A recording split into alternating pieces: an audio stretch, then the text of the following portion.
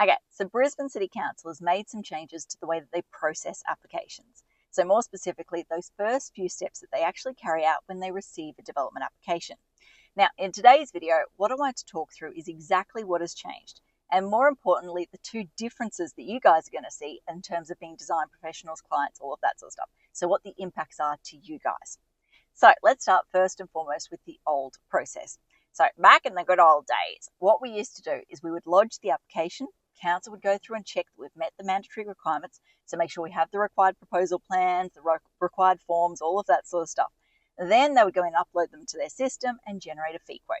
They forward through the fee quote, we pass it on to the client for payment, client pays the invoice, council issues a tax invoice, aka receipt, and then we get the advice of assessment manager notification.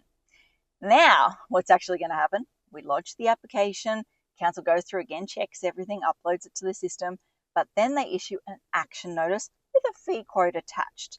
Once we actually forward that onto the client pays, they're then supposed to notify us that they've paid. We then go and respond to the action notice.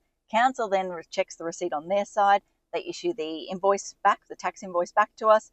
And then we get a confirmation notice, and the confirmation notice includes the assessment manager's name.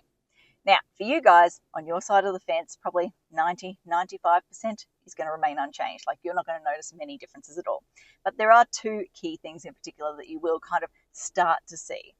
First and foremost, when the fee quote comes through, it's going to be aligned with, or it's going to contain an action notice. And that just screams, alert, alert. Like, it's a pet peeve of mine at the moment. The word action notice sounds so dramatic. It sounds like we as town planners have screwed up. We've missed something. There's the step that hasn't been done.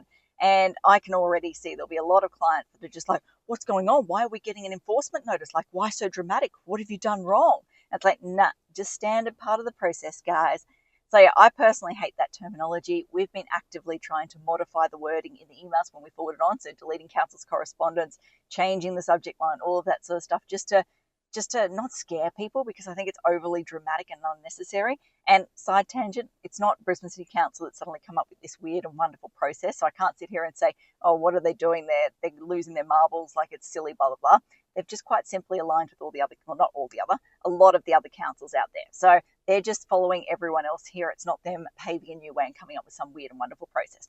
That said, I still don't like the action notice terminology. It's over dramatizing the situation.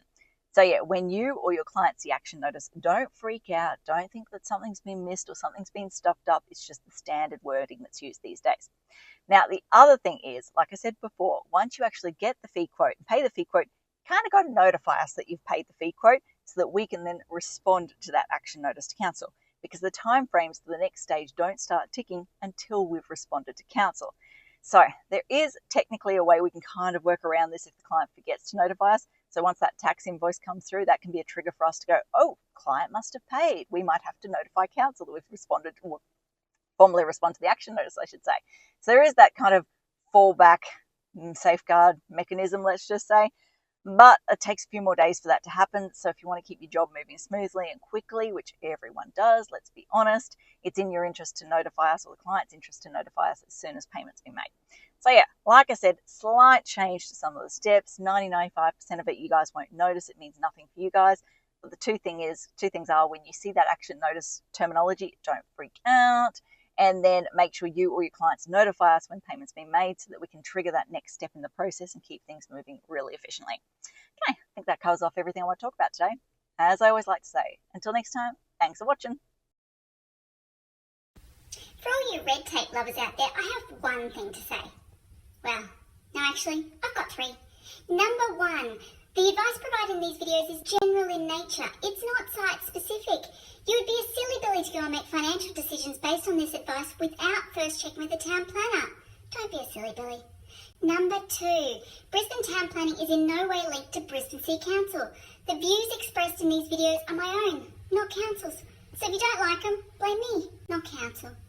Number three, what was my number three? Oh yeah, the views expressed in these videos are accurate at the time of recording.